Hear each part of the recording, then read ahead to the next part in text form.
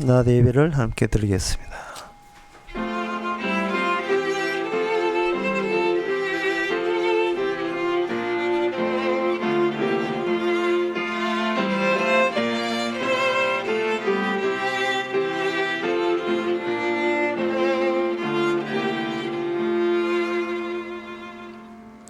전능하사 천지를 만드신 하나님 아버지를 내가 믿사오며 그 외아들 우리 주 예수 그리스도를 믿사오니 이는 성령으로 잉태하사 동전 마리아에게 나시고 본디오 빌라도에게 고난을 받아사 십자가에 못 박혀 죽으시고 장사한 지 사흘 만에 죽은 자 가운데서 다시 살아나시고 하늘로서 전능하신 하나님 우편에 앉아 계시다가 죄로서 산자와 죽은 자를 심판하러 오시리라.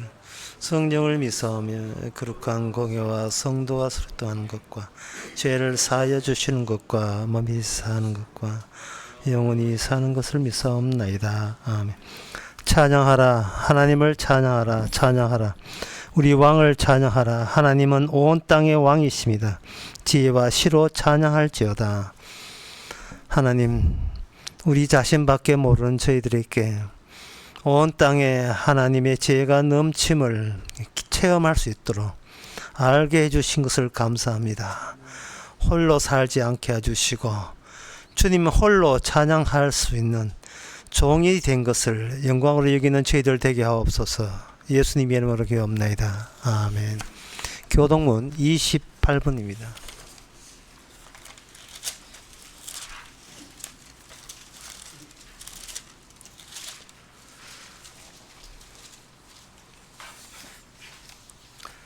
여호와께서 집을 세우지 아니하시면 세우는 자의 수고가 헛되며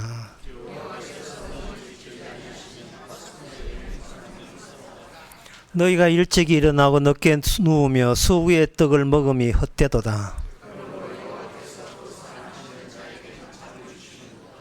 자식은 여호와의 주신 기업이요 젊은 자의 자식은 장사의 수정의 화살 같으니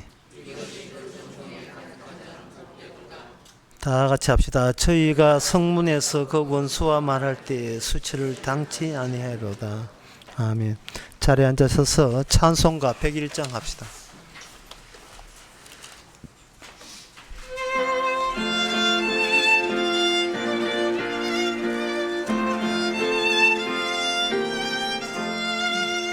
천지에 있는 이름 중 귀하고 높은 이름 나시기 전에 지으신 구주의 이름의 손 주 앞에 내가 엎드려 그 이름 찬송함은 내 귀에 들린 말씀 중 귀하신 이름의 주 십자가에 달릴 때 명패 쓰인 대로 주 유대인의 왕이고 우리 왕이시라. 주 앞에 내가 엎드려 그 이름 찬송함은 내 귀에 들린 말씀 중 귀하신 이름 예수. 지금도 살아 계셔서 언제나 하시는 일 나 같은 죄인 부르사 참 소망 주시도다. 주 앞에 내가 엎드려 그 이름 찬송함은 내 귀에 들린 말씀 중 귀하신 이름의 수. 주 예수께서 영원히 어제나 오늘이나 그 이름으로 우리에게 참 복을 내리신다.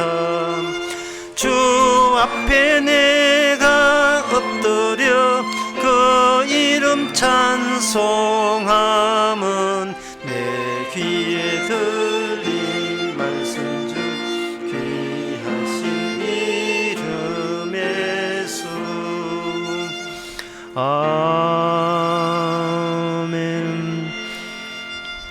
이 시간 다 함께 기도하실 때 이신진 집사님 기도하시겠습니다.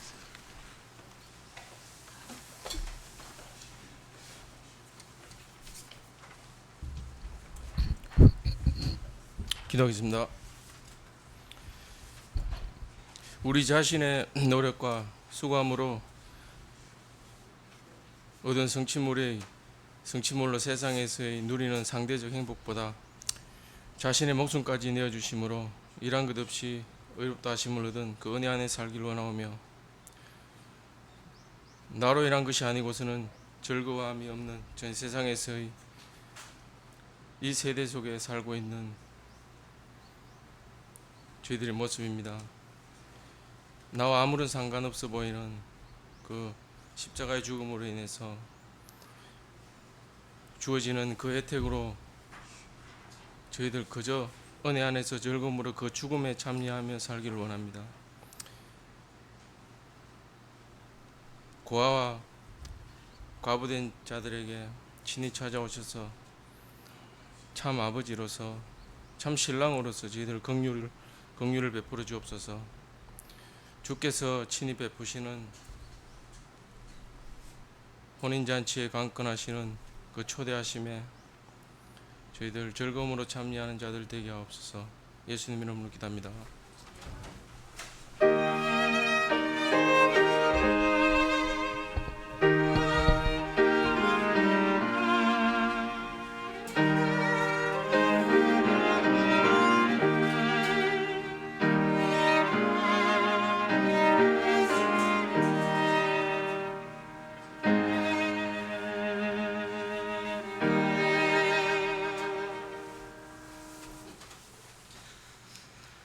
이 시간 광고 시간입니다. 광고할 것은 없지만 우리 사고 당했던 이예순 사모님이 이게 또 이렇게 쩔뚝쩔뚝 절면서 참석까지, 이거는 광고할 내용은 까지는 아닌 것 같아요. 그리고 대전에서 멀리서 또 그 발리니스트, 비올리스트, 피아니스트, 이스트 다 오셔가지고 해주신 광고할까지 아닌데 감사드립니다. 다른 광고 없으면 찬송가 400장 하겠습니다.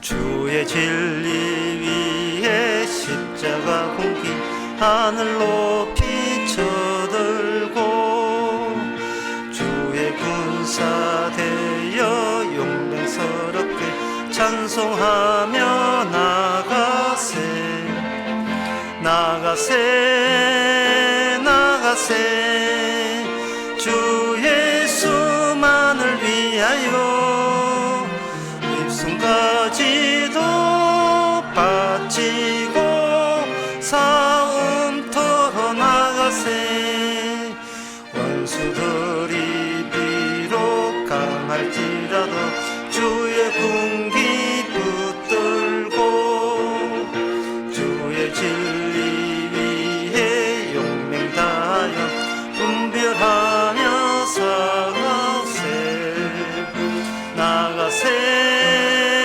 나가세 주 예수만을 위하여 목숨까지도 바치고 싸움터로 나가세 산과 들과 바다 가는 곳마다 주의 군기 날리며 밤과 고도 깊은 승리의 소식 온 세상에 전하세 나가세 나가세 주의 예수만을 위하여 목숨까지도 바치고 싸움터로 나가세.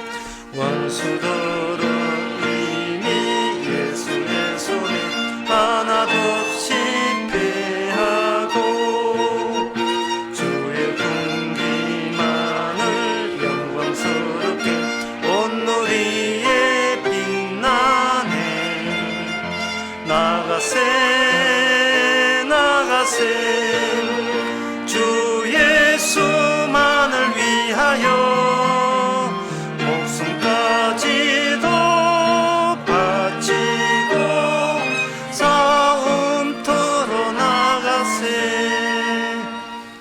하나님의 말씀은 디모데후서 4장 1절에서 2절까지입니다.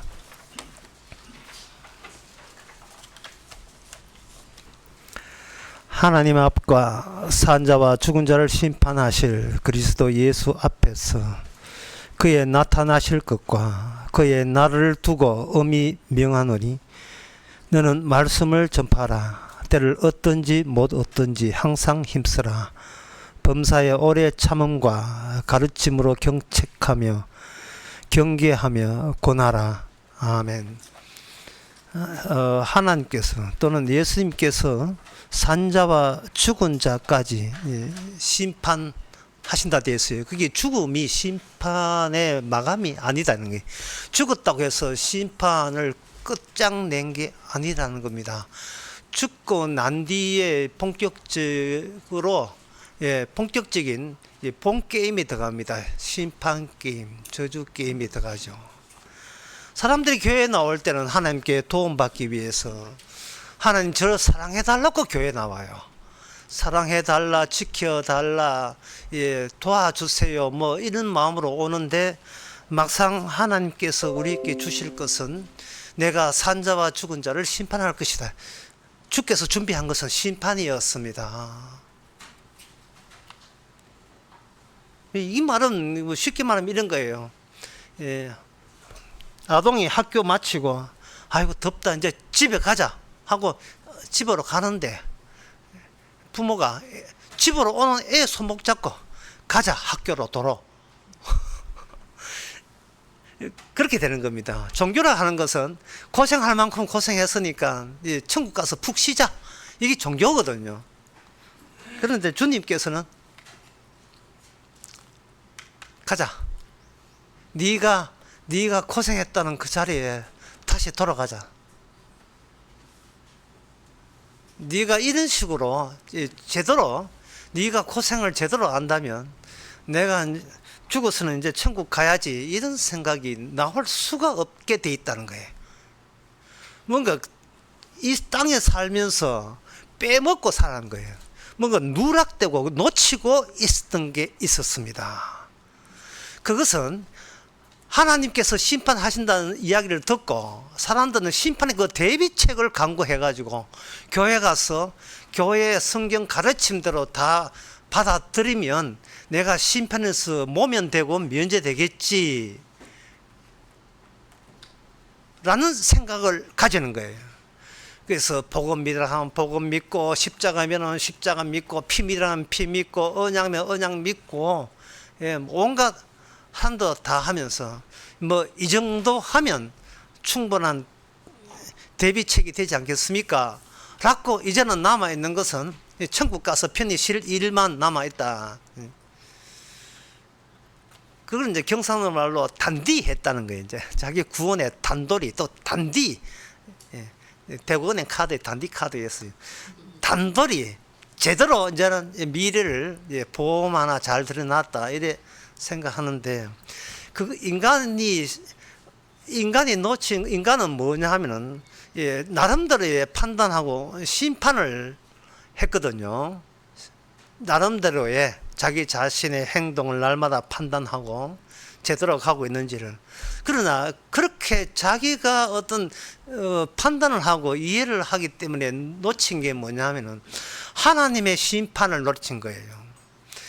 하나님이 인간을 심판한다나 거기에 겁먹고 교회 가서 자기 나를 구원하기 위해서 어떤 대비책을 강구하고자 성경 전문가 목사한테 한 수 들으려고 왔지만, 정작 하나님의 심판은 하나님이 자기 심판에 스스로 심판받았다는 사실을, 이거를 빼먹은 거예요. 그걸 빼먹은 거예요. 하나님이 인간을 심판한다는 것만 겁먹었지, 하나님이 내린 심판 속에 하나님의 자신이 거기에 포함되어 있다는 사실, 스스로 그 자기 심판 속에 자기가 들어갔다는 사실을, 그걸 놓쳐버린 거예요. 집에 오면 안 되죠. 천국 못 갑니다. 하나님이 심판한다 할 때에 하나님마저 하나님 인간들은 자기가 심판받는다고 생각하는데, 그게 아니고 하나님 그 심판 속에 하나님 자신도 포함됐다는 사실을, 사람들은 그걸 상상도 못했죠. 생각도 못한 겁니다.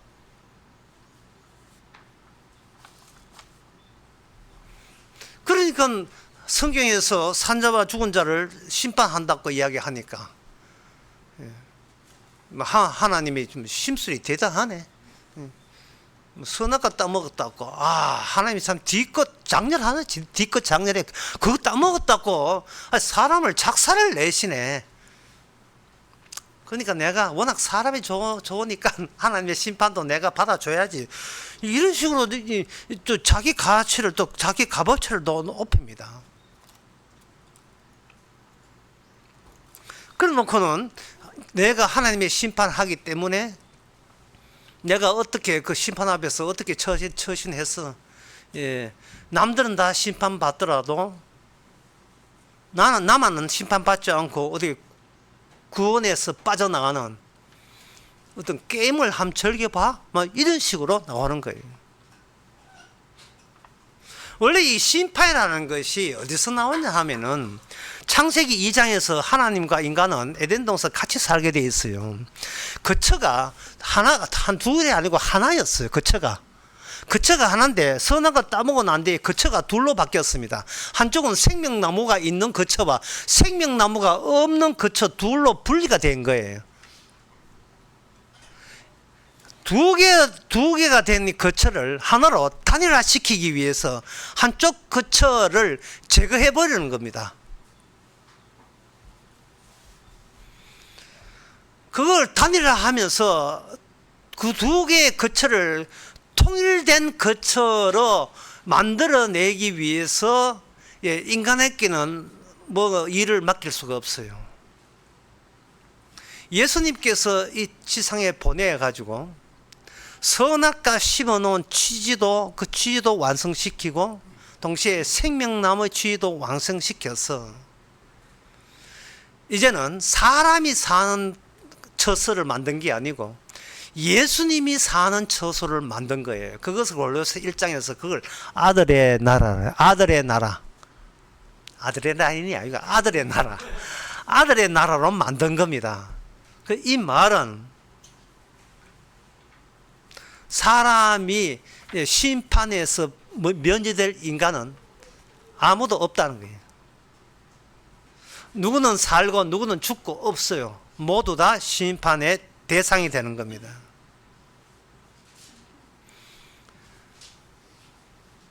하나님이 스스로 심판받고, 심판받으면서 그 심판에 완성된 상태로서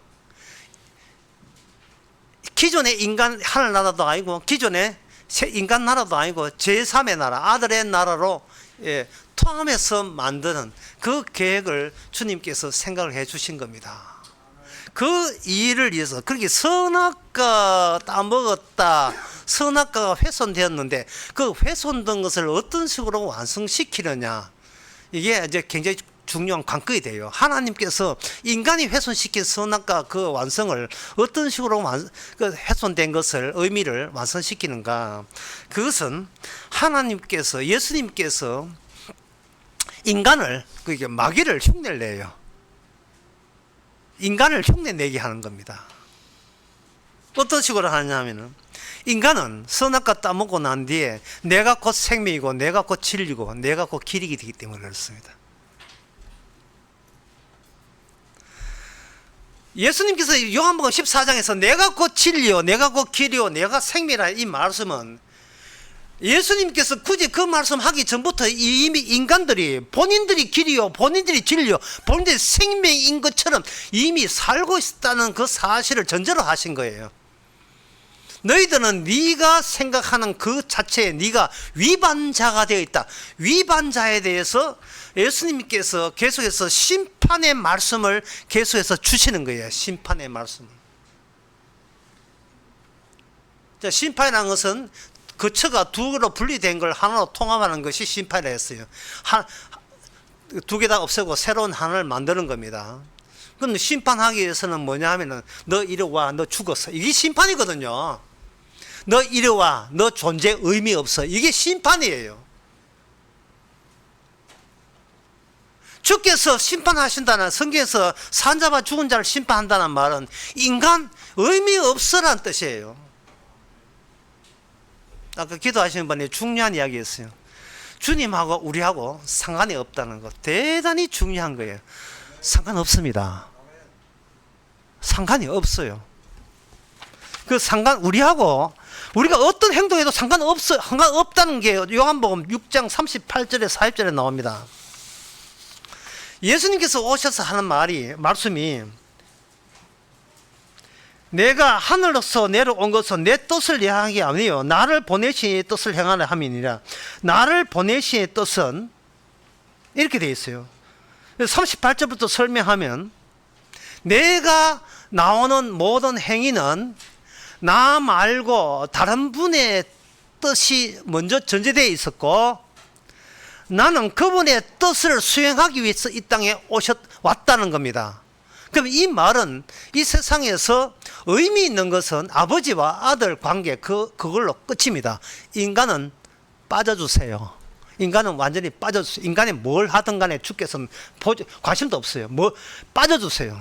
인간은 벌써 심판의 대상이기 때문에 너 이리 와, 너 의미 없어, 죽어. 이 대상에서 어느 누구도 예외가 없어요. 모든 인간은 의인은 없나니 하나도 없어요. 자기 주장할 수 없습니다. 구원 나하고 여러분하고 상관없는 이야기예요. 주의 일 상관없습니다. 우리가 하나님에 의해서 되어질 것은 우리는 심판의 대상이라는 그 자체로서 우리의 의미는 마감이 끝났습니다. 죽어 인간아, 끝난 거예요. 이거는 창세기 그 3장에서 네가 선한 걸 따먹는 정령 죽으리라 하는 그 하나님의 취지가 전혀 달라지지 않았습니다. 39절에 보면 그 뜻이 뭐냐, 내게 주신 자 중에서 내가 하나도 잃어버리지 아니하고 마지막 날에 다시 살리는 이것이라. 그러면 이 구원에 관해서 구원은 누구 소관이냐 하면은 우리 인간 소관이 아닙니다. 구원은 나하고 상관없는 일이 나에게 일어나는 것이 구원입니다. 나하고 상관이 없어요.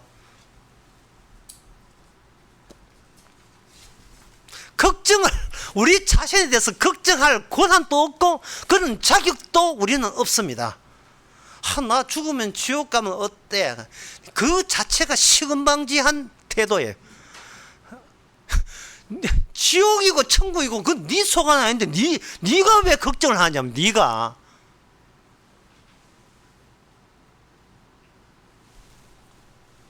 그렇다면 우리를 이제 지워버리죠. 우리는 삭제해버리고 우리가 삭제하게 되면 남아있는 일은 뭐냐, 이 세상에서는 주의 일만 이제는 나타나죠. 주의 일. 그러면 그 주의 일이 우리는 하고 손 털고 우리는 악수도 하지 않고 내한테 오지도 마, 네 필요 없어. 우리를 제껴버리고 주께서 홀로 일하시는데 그 홀로 일하시는 내용이 마태복음 13장 52절에 나옵니다. 마태복음 13장 52절에 보게 되면 천국을 만드는데 천국을 만들어서 위해서 선지자들이 있는데 그 선지자들 서기관들이라고 되어 있어요. 천국은 제자된 서기관마다 마치 새 것과 옛 것을 그 곳간에서 내어오는 집주인과 같아 이랬어요. 천국이 이루어지기 위해서는 어떤 일을 해야 되는 사람이 있는데 그 일을 하는 사람이 어떤 일을 하는가? 옛 것과 새 것을 나란히 가져오는 거예요. 매치를 시키는 겁니다. 대조를 시키는 거예요. 옛 것은 인간들이 악마와 결탁해서 인간이 나름대로의 구원받기 위해서 노력하는 그것 전체가 옛 것이에요. 옛 것. 오늘 예배 참석하시는 분이 갑자기 현악기 소리가 막 들리니까 여러분들이 갑자기 옛 교회, 큰 교회 다녔던 옛 것이 생각나지 않던가요? 이거 안 한 짓을 왜 평소에 안 한 짓을 왜 하지?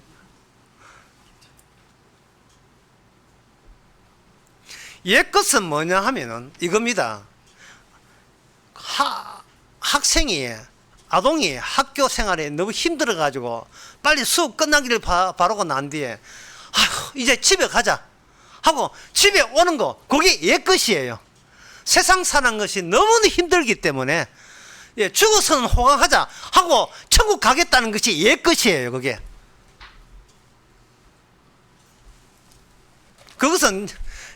그것을 가지고 뭐냐 하면 이거예요. 힘들다. 이제 집에 가자.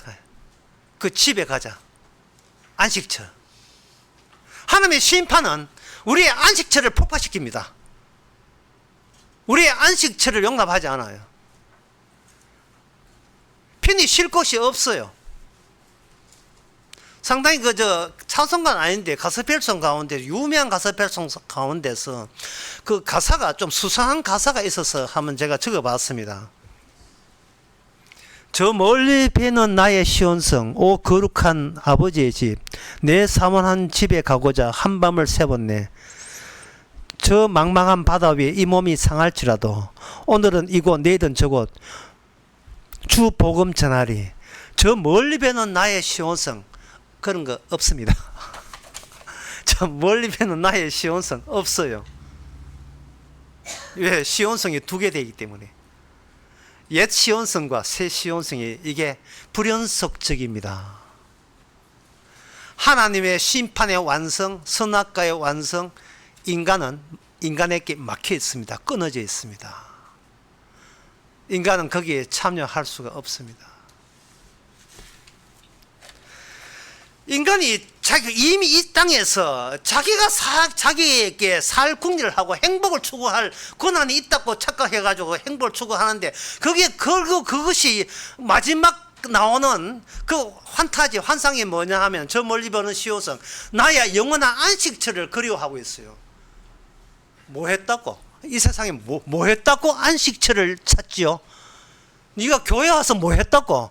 뭐 이거 했다고 천국 보내줍니까? 뭐 했다고 구원해줘요? 이 말도 안 되는 소리를 하고 있는 거예요. 인간들이 이 땅에 종교를 만들어 가지고 천국 가겠다 하는 것은 바로 마귀가 스스로 자기가 생명이고 진리고 그리고 길을 잡고 자부하기 때문에 선악과 따먹은 티를 내기 때문에 그런 현상이 벌어지는 거예요. 악을 줄이고 선을 행하게 되면 누적된 선이 나에게 질적으로 새로운 사람으로 달라질 것이라고 새로운 것이 되리라고 생각하는데 인간은 새로운 것은 끄집어낼 자격이 못 됩니다. 인간에게는 새로운 것이 없습니다. 그저 옛것밖에 없어요. 옛 푸대에 새 포도주는 담기지 않습니다. 마태복음 9장에 나온 말씀입니다. 이 땅에서 부자가 예수님 마태복음 19장에서 부자 온 청년 보고 이야기한 이야기인데요. 부자가 천국 가는 것이 그렇게 힘든 이유가 가지 못하는 이유가 낙타가 마치 부자가 천국 간다면 그거는 마치 낙타가 바늘구멍 속에 들어갔다는 이야기가 동일한 이야기다 이런 거예요. 그럼 부자가 왜 천국을 못 가는가?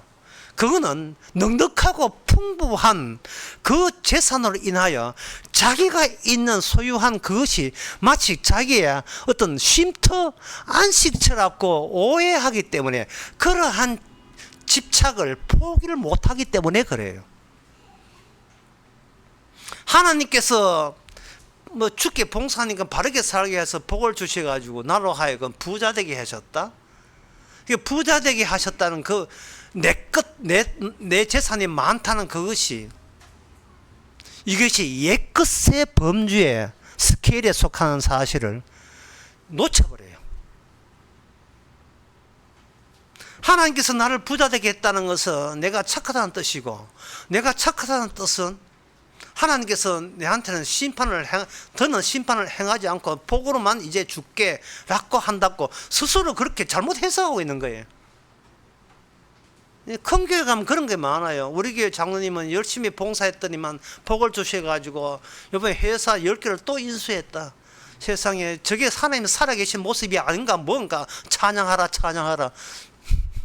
그리고 그 목사님이 또 입 싹 닦지 않고 이번에 교육관 지은다고 한 또 3억 내놨대. 역시 하나님은 복을 주셔서 그 복을 주신 바를 통해서 교회 성장해서 온 천하에, 온 지구상에 복음을 전파하도록, 하나나라 전파하도록 하나님은 살아 역사한다. 뭐 이런 식으로 사람들이 곡해하고 있는 거예요.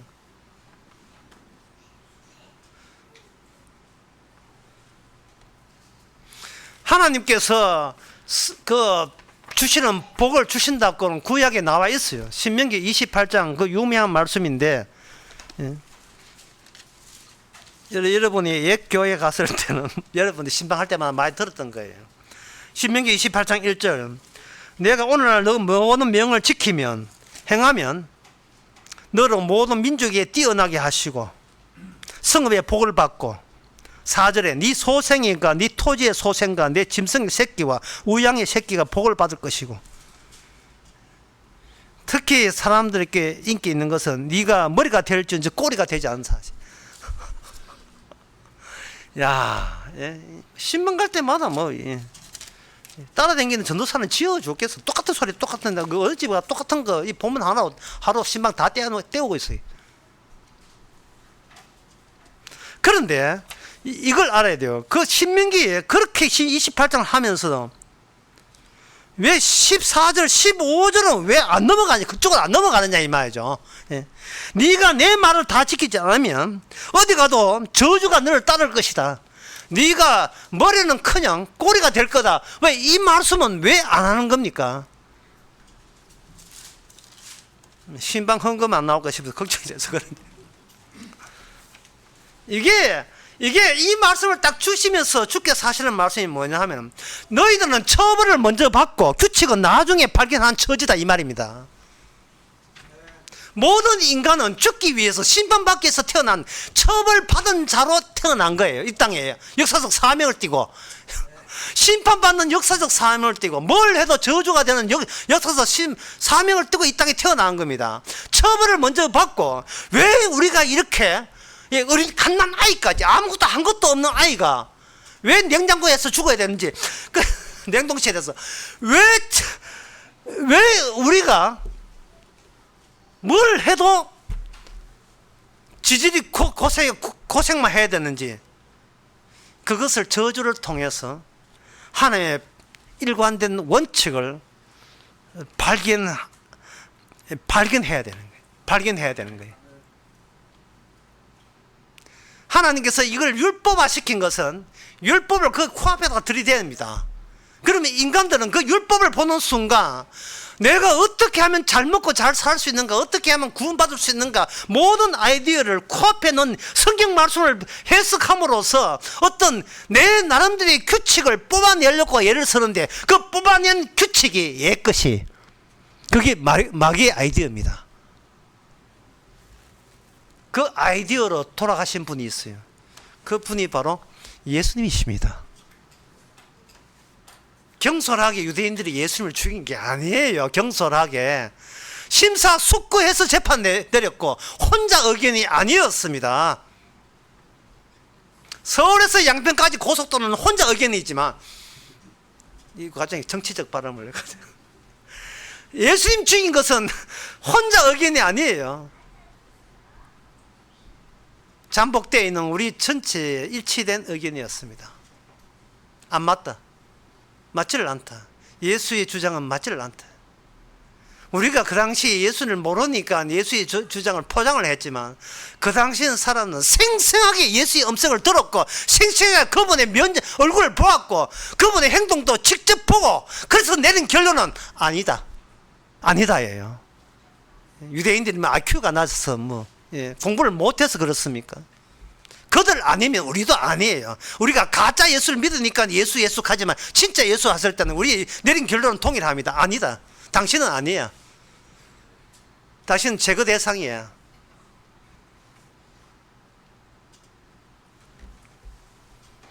그 중에 그 인간들의 악마성의 일관성, 또 인간들이 내린 인간의 자기 판단, 자기 심판이죠. 인간의 자기 심판. 이거 일관성을 보여주는 사람이 누구냐 하면 사울이었던 사람입니다. 지난 시간에 이어서 사울은 사도행전 9장이었어. 7장 그리고 사도행전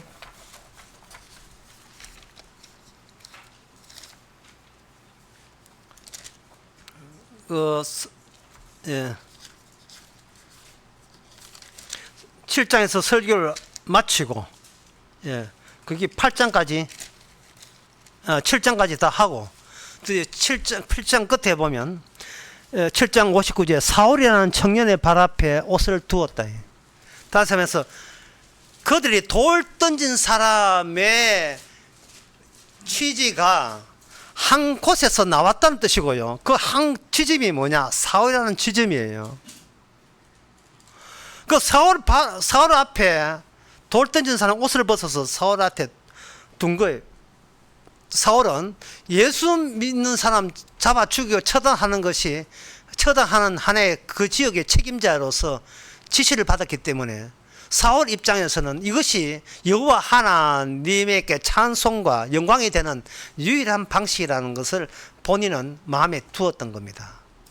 그래서 이 사람들이 스데반 집사를 돌로 쳐 죽이는데요, 그거는 사울이 돌로 쳐 죽인 것과 동일해요.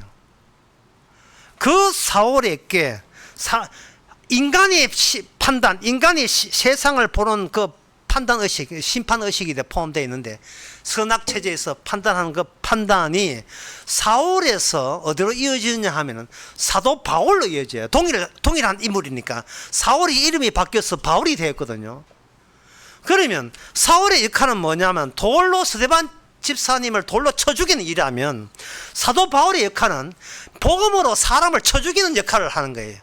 사람을 쳐 죽이는 사도 바울의 특징은 스데반 집사가 아니라 뿐만 아니고 모든 인간은 마땅히 돌로 쳐 죽음을 당해야 마땅함을 알려주는 게 사도 바울의 역할이에요.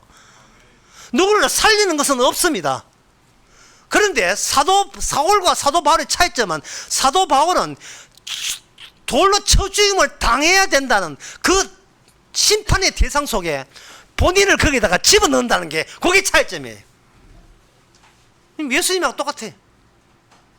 예수님은 심판을 이야기하면서 그 심판 이야기에 자기 자신을 집어넣잖아요. 나도 심판받았게. 됐냐? 구원 같은 소리 하네. 천국 같은 소리 하네. 나도 죽었게.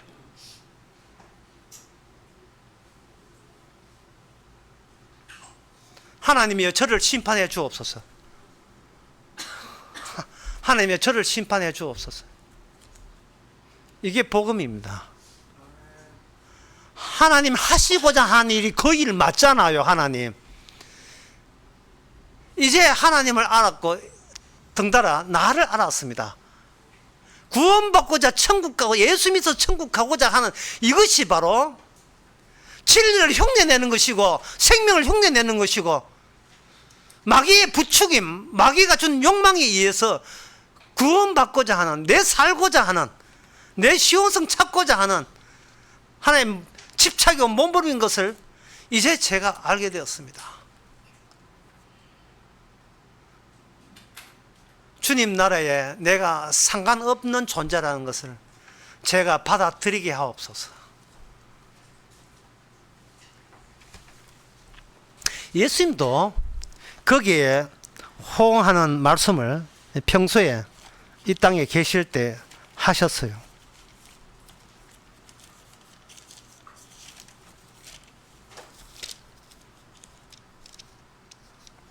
누가복음 17장 32절에 보면 나옵니다. 롯의 처를 생각하라. 여기 31절에 보면 만일 사람이 지붕에 있고 그 세간의 집안에 있으면 그걸 가지러 내려오지 말 것이요 밭에 있는 자도 이와 같이 뒤로 돌이키지 말 것이나 롯의 처를 생각하라. 롯의 처를 생각하라 이 말은 롯의 처가 뭐냐면 뒤를 돌아봤어요. 그런데 여러분 같으면 집에 불 났는데 뒤에 안 돌아볼 사람 누가 있습니까? 자기 과거가 혼란하고 불타고 있는데요. 내가 집에 있는 세간살이하고 나와 상관이 있어요. 관계 있어요. 나의 집은 나의 보금자리고 나의 둥지요 나의 안식처입니다. 세상에 그렇게 힘들어도 쉴 곳은 뭐냐? 뭐 좁은 집구석이지만 거기 가서 내 한 몸 뉘울 수 있다면 그나마 이 지옥 같은 세상에서 그러다가 숨이라도 틀 수 있잖아요. 숨 쉴 수 있는 것은 내 한 곳밖에 없어요. 내 집밖에 없어요. 근데 주님이 드론 가지고 그걸 포기하다니. 드론 가지고. 이게 사람의 이 롯의 처가 사람의 본심을 드러냅니다. 사람은 어떻게 행동하는가? 사람은 자기 주변의 위험한 요소를 제거하는 방식으로 사람은 행동합니다. 위험한 요소. 어디에 그런 걸 아느냐 하면 길 건널 때, 횡단보도 아닌데 길 건널 때 좌우로 살피죠. 예. 아무도 없을 때, 차 오지 않을 때 후닥 건너죠. 내 혼자 있는 게 제일 편해요. 내 혼자 있는 게. 왜 같이 있을 때 힘든가? 워낙 사기를 쳤으니까. 입만 띄면 사기를 쳤으니까 사기치는 게 이게 그냥 수월한 일이 아니고 너무나 힘든 일인데 내 혼자 있으면 안 쳐도 되잖아요.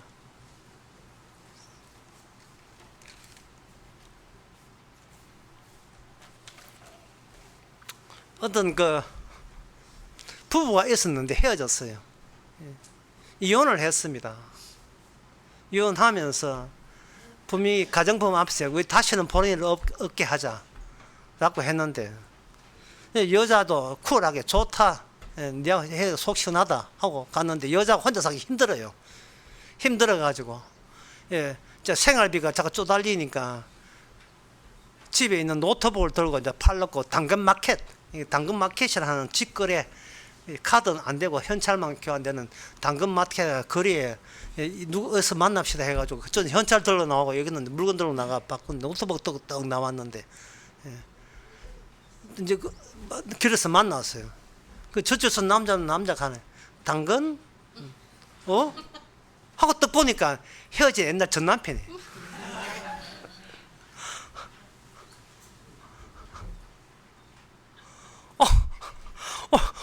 어떻게 여기서 어떻게 이렇게 우리 오랜만에 만나네.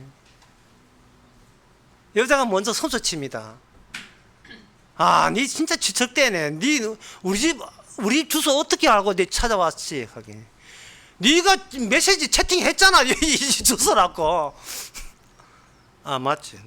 착각했다. 빨리 우리가 물건하고 돈 받고 헤어지자.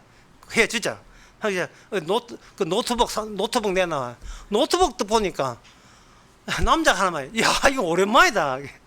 여자가 질색대지 마라. 내 그렇게 보고 싶어서 너 말고 노트북이 남편 노트북이었던 거예요.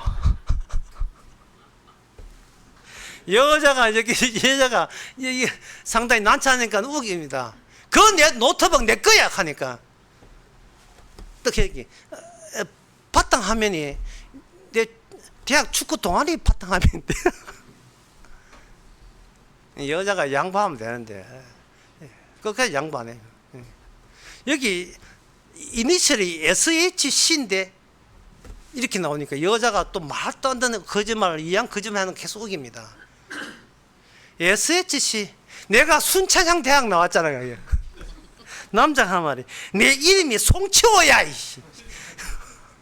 네 축구팀이 왜 있나? 당신 동생들이 내 귀엽다고 좋다고 이런 거짓말 하는 거예요. 그래가지고 이제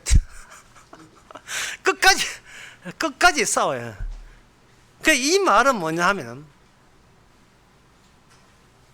결혼은 끝났지만 이혼은 끝나지 않았어요. 인간은 끝까지 상대를 죽이지 않으면 내가 살 수가 없습니다. 인간은. 이게 인간 심판이에요.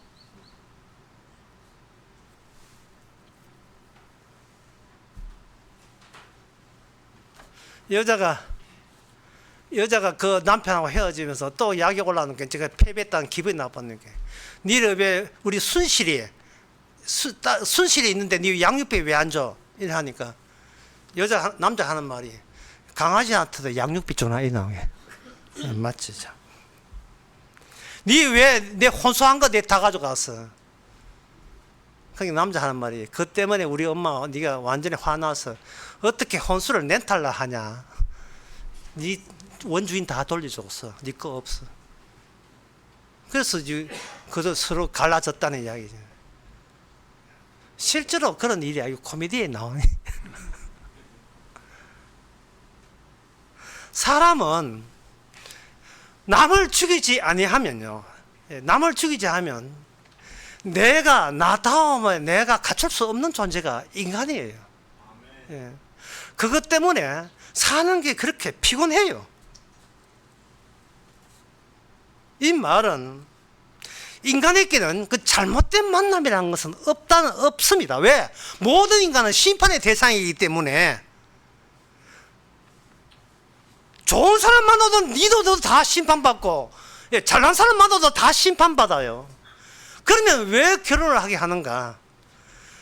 혹독하게 나 자신을 누군지를 알기 위해서 결혼을 하게 하신 거예요. 예.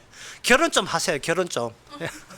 결혼해서 제발 내가 어느 대목에서 망가져야 되는지를, 망가졌다는 것은 내게 아무런 의미가 없다는 걸 의미하는 거예요. 주께서 나를 심판할 때 그냥 내가 납득되는 식으로 심판하는 것이 아니고 매일같이 나를 심판하거든요. 매일같이. 네 자신이 누구냐?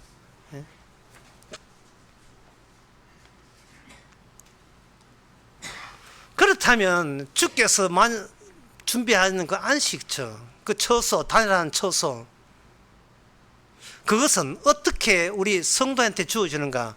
그거는 상속입니다. 자, 상속으로 주어져요. 이게 구약 성경에 계속 나와요. 상속으로. 그걸 성경 용어는 기업이라고 해요. 상속해 주는데, 그럼 상속해 준다는 것은 무슨 뜻이냐? 맞이에게만 줘요. 둘째, 셋째는 상속이 없습니다. 맞이에게만 줘요. 그래서 옛날에 모든 복은 맞이한테 다 가는 겁니다.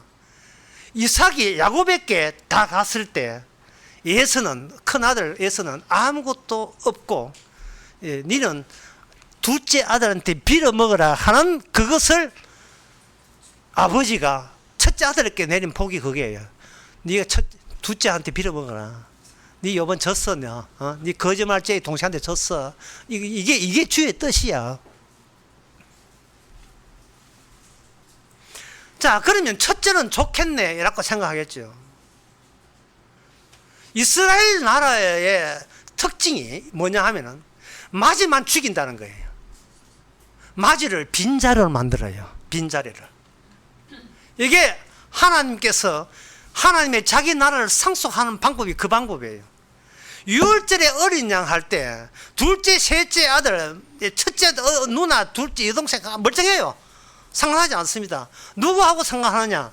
그 유월절 어린 양의 죽음, 피는 그 집안의 첫째 아들을 죽이는 용도예요. 그걸 하나님께서 맞이를 죽임으로써 맞이로 어떤 역할을 하냐? 맞이 자리가 비어있게 공터로 빈자리 만드는 거예요. 상관없는 자는 그냥 열심히 자기 구원받을 대책 세우지 마시고 그냥 나의 자리를 비워두세요. 뻥하니 빈자리 만드세요.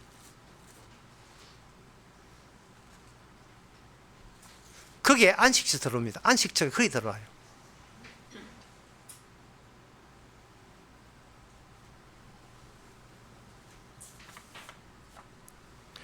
거기에 빈자리가 되게 되면, 그렇다면 그 빈자리 된 맞이용으로서 옛것이 아니고 뭐가 들어가요? 새것이 들어가요. 옛것이 아니고 새것. 그 새것은 인간에게는 없습니다. 아까 마태복음 13장 52절 다시 보게 되면, 제가 다시 봅니다. 천국은 어떻게 만드느냐? 천국은 새것과 옛것을 한 곳간에 내어온다. 자, 옛것도 가져오고 새것도 가져오는 거예요. 그러면 옛것은 이스라엘 역사가 실패한 것, 그것이 옛것입니다. 이스라엘 역사가 실패한 거예요. 이스라엘 역사가 실패했다 하는 것은 하나님의 시온성이 불타버리고 없는 거예요. 하나님이, 여러분 한번 생각해 보세요. 하나님이 왜 인간을 이렇게 심판하시는지, 설교 다 듣고 난 뒤에, 제가 설교 다 듣다 치고 이렇게 묻고 싶은 거예요. 제가 다시 한번 묻는 거예요. 하나님이 왜 여러분을 왜 심판하십니까?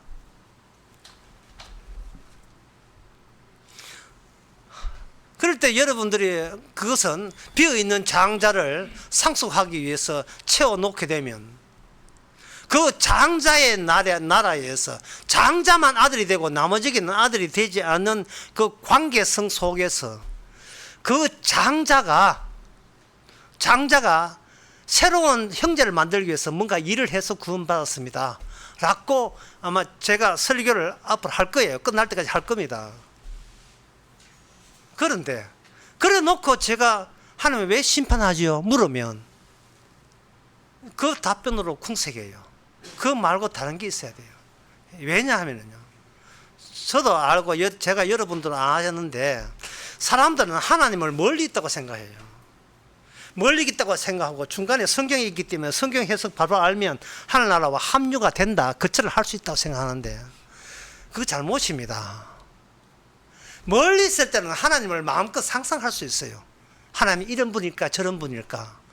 그런데 하나님이 왜 심판했는지, 하나님이 저를 왜 심판합니까? 라고 질문 자체가 잘못된 거예요. 하나님은 사랑의 하나님인데 왜 저를 심판합니까? 그 질문 자체가, 그 뉘앙스가 뭔가 낌새가 수상해요. 그럴 때 하나님께서는 멀리서 웅웅 말하는 게 아니고 아예 하나님께서 인간하고 거리를 좁혔어요. 바로 코앞에 등장한 겁니다. 코앞에 등장해 보니까 인간들 속에 뭐 무정균 같은 게 있는지, 악마의 균이 있는지, 그 오시는 하나님을 죽여버린 거예요.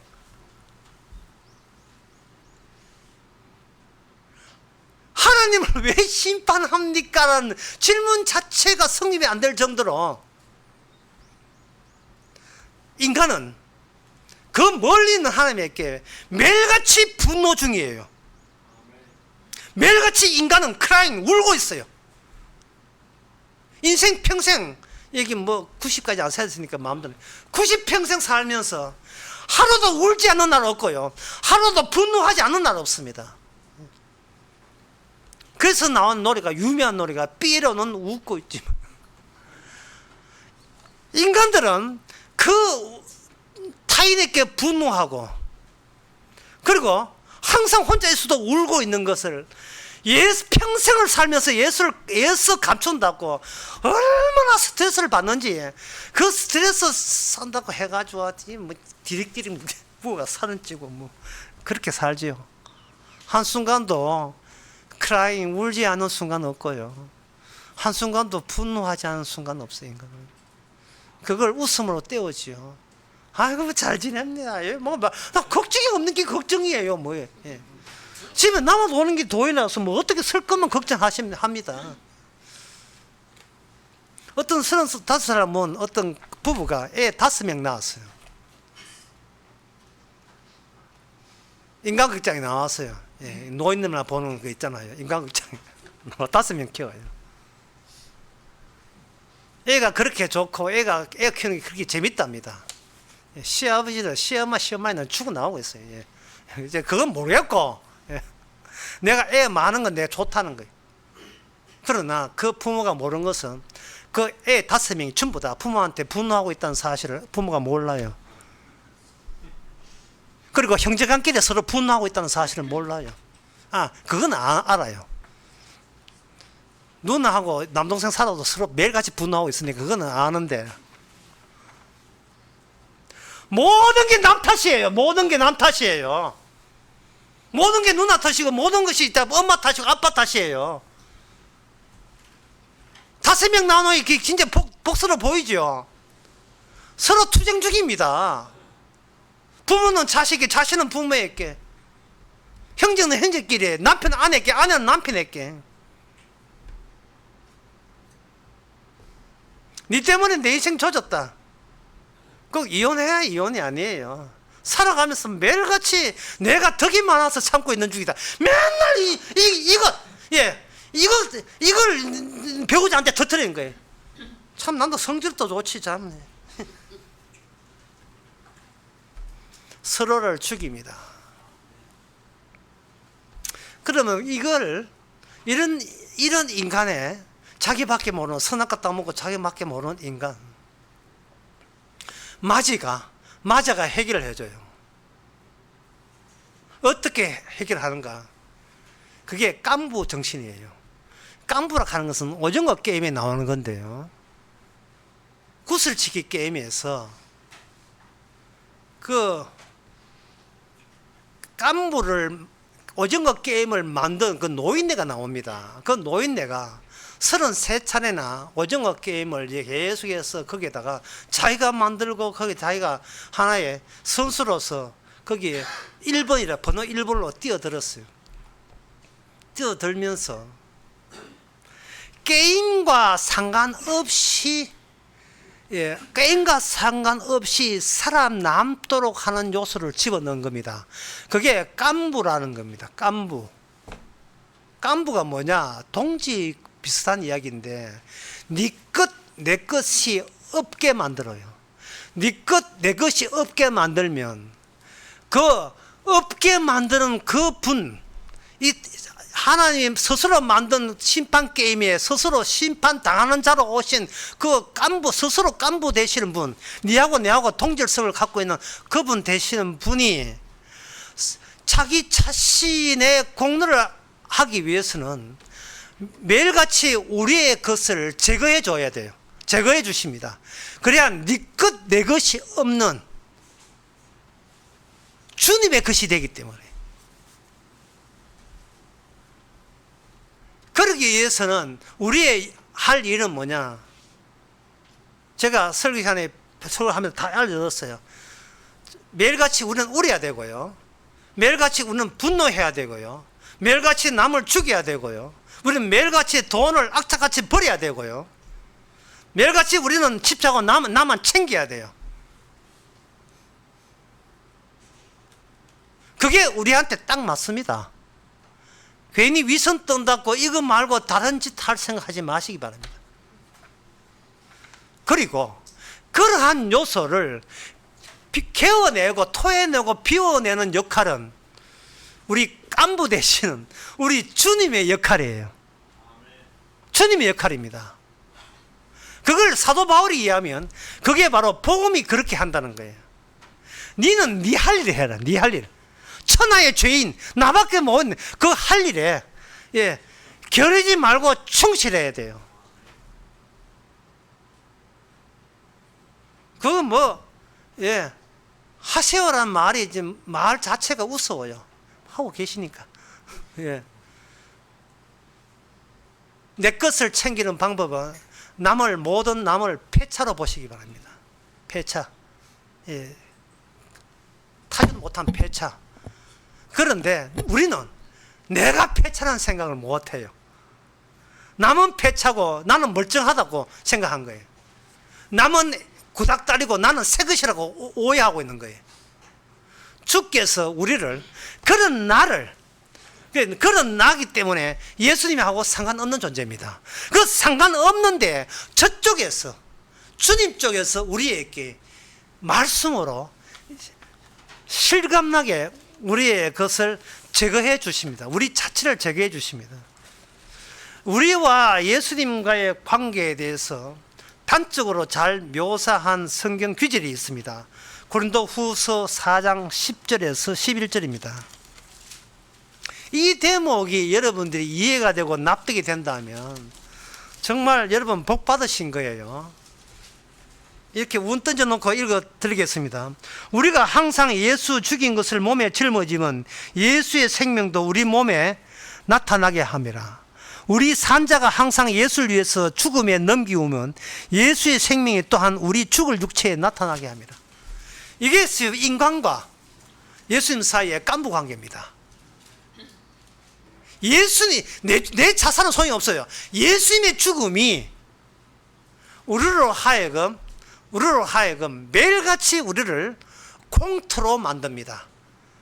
아무것도 무의미한 아무 의미 없는 존재로 만들어요. 아무 의미 없는 존재가 되기 위해서는 주님의 충실하심이, 말씀이 주시는 하나님의 충실하심이, 그 말씀의 살아계심을 드러내기 위해서는 우리는 남한테 믿지 않는, 못지않은 나만 챙기는 일에 몰두해야 돼요. 열심히 몰두해야 됩니다. 뭐 선지자들은 다 뭐 훌륭하시겠지요. 그래 이야기 하시잖아요. 아닙니다. 똑같아. 우리하고 똑같아요. 이사야 6장 5절에 보면 이사야 선지자가 하는 말이 있어요. 본인 말입니다. 하루다 나여 망하게 되었구나. 자, 이사야, 누가 봐도 이거는 훌륭한 신앙의 이사야가 남들 보기에는 이 너희들은 다 구닥다리야, 나는 새 것이야, 나는 신앙인이야, 자기 나름대로 자기 심판을 해서 남하고 차이를 드러내지만 막상 주님을 만나니까 이거는 뭐 순식간에 1초도 안 걸려요. 확 나와버려요. 주님, 저 망하는 존재입니다. 이게 얼마나 행복한 순간입니까? 과거에 내가 이 땅에서 무슨 짓을 했든 간에 그거가 일거에 내가 하는 그 추잡한 짓거리가 일거에 빈자리가 되어버려요. 누가 우리 죄를 사해줬습니까? 누가 이렇게 우리가 해한 것을 무효화시킬 수 있는 분이 누굽니까? 그거는 심판받으신 주님뿐이에요. 새로운 안식처는 심판이 이미 너한테는 완료가 되었다는 그 자리가 시온성이고, 그게 바로 안식처고, 그게 바로 천국입니다. 네 자리가 내 천국으로 만들어줄게. 그러기 위해서는 너는 많은 죄를 모아놔. 많은 죄를. 너는 쓰레기통이니까 네가 살아오면서 경험할 수 있는 마귀의 마귀 죄는 죄다 다 모아 끌어모아. 내가 쓰레기통 말끔하게 비워줄 때 이게 네 마청님 덕인 줄 알아. 그게 로마서 9장에 나온 이야기입니다. 지금 성경 전체가 주님이 만든 게임이에요. 오징어 게임입니다. 로마서 8장 29절에 하나님이 미리 아신 그들로 또한 그 아들의 형상을 본받게 하기 위해서 미리 정하셨으니 이는 그로 많은 형제 중에 맏아들이 됨이라. 예수님의 맏아들 되기 위해서 맏아들 아닌 자를 죄인 가운데서 깐부로서 너는 내하고 동질이야 라고 같이 대신 죽으심으로써 껴안고 사랑으로서 긍휼로 그들을 모집한 거예요.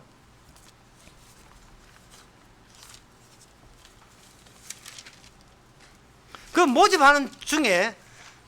중에 하나의 과정이 누가복음 18장에 나옵니다. 여기에 바리새인 자기 심판하죠. 바리새인이 옆에 있는 세리 보고 난 저들과 같이 아니하고 나는 일에 2번씩 11조하고 뭐 금식하고 구제하고 자기 의롭다고 주장하죠. 그런데 또 다른 세리가 하는 말이 13절에 보면 세리가 멀리서 감히 눈을 들어 하늘을 부르를 보지 못하고, 눈을 들어 하늘 앞에 보지 않는다는 것은 자기 자신을 알았다는 뜻이거든요. 남 볼 거 없단 말이죠. 내가 쓰레기통인데, 내가 남보다 못지않게 죄를 지었는데 뭘 남을 봐요. 얼굴 들고 불쌍히 여기 없어 나는 죄인입니다 하였느니라. 내가 너희께 이르노니 이 사람이 저 사람보다 의롭다 하심을 받고 집에 내려갔대. 이게 주님의 재판이에요. 이 주님의 심판입니다. 벌부터 받고 벌 내리는 주님의 심판의 정당성. 주님은 저한테 벌 내는 게 저도 너무나 당연합니다. 이게 예수님의 의로움, 하나님의 의로움에 참여된 자의 특징이라는 거예요. 내가 잘해서 의인이 아니라 나에게 심판하시는 그 행위가 의롭다는 겁니다. 끝으로 출애굽기 33장에 보겠습니다. 출애굽기 33장에서 19절에서 20절을 보면 얼마 전에 했는 것 같은데요. 내가 은혜 줄 자에게 은혜를 주고 긍휼히 여길 자에게 긍휼을 여긴다 라고 하시면서 말씀을 했죠. 근데 이제 앞에 모세가 있잖아요. 모세는 인간의 대표잖아요. 인간한테 이걸 어떻게 적용시키느냐 하면은 주님께서 보지마 하고 수리라고 해. 예. 왜냐하면 화로다 망하게 된 자는 망하게 되었기 때문에 내가 주님 만나서 어떤 조치를 해서 구원받는 게 없어요. 그냥 수고리 있으면 내가 긍휼과 은혜가 지나가고 난 뒤에 이미 죄 용서를 받고 난 뒤에 다시 눈을 떠서 주께서 지나가면서 무슨 일을 벌였는가를 보면서 아 이게 사랑이고 긍휼을 아는 관계. 이게 바로 천국 백성입니다. 이게 천국 백성이에요. 내가 뭘 했다가 아니라 이미 심판이 지나가고 난 뒤에 심판이 끝나고 난 뒤에 주께서 내한테 허편도 뭐 무슨 일이 있었지? 뭐 무슨 일이 했지? 내가 한 게 아니잖아. 우리 주님께서 하셨잖아. 주님께서 네 것 내 것 없다고 이야기하면서 내 죄를 가져가시고 네 것 내 것 없다고 이야기하면서 자기 의를 자기 거룩을 내 것으로 만들어 버렸네. 세상에 이런 게임이 어디 있어요? 이게 바로 주님의 준비하는 게임입니다. 왜 그건 스스로 선수가 되어서 스스로 심판받는 게임을 왜 합니까? 이 세상이 이미 악마의 천지이기 때문에 그렇습니다. 우리는 악마의 종이었던 거예요. 그러니까 어떻게 살아나? 오늘 본문 말씀 누가 히브리 말씀대로 네가 그 모욕감과 그 수모를 네가 평생 즐거이 감당하라. 이게 바로 사도 바울이 복음으로 참아라는 이야기입니다. 기도하겠습니다. 하나님 아버지, 실컷 죄 짓지 못해서 멈칫거려서 우리가 문제였습니다. 용감하게 망하지 못한 것이 아직도 저희가 괜찮은 존재로 착각했습니다. 주여, 이 어줍잖은 어설픈 이런 신앙인 생활 이제는 깔끔하게 빈자리가 되게 하옵소서. 예수님의 이름으로 기도합나이다. 아멘. 찬송가 211장 합시다.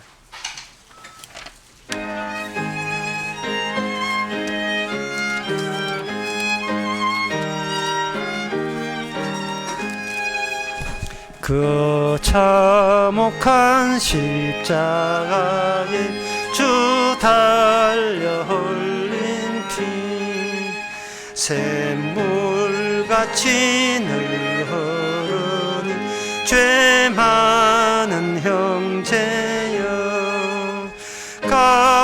값없어도 다 나와서 내 죄를 고하며 흰 눈보다 더 희고로 참 성결 얻으리. 남이 노라 보혈의 공로를 흠없어도 피 흘리사 날 구원하셨네. 그 흉악한 단감도는 죄를 깨달아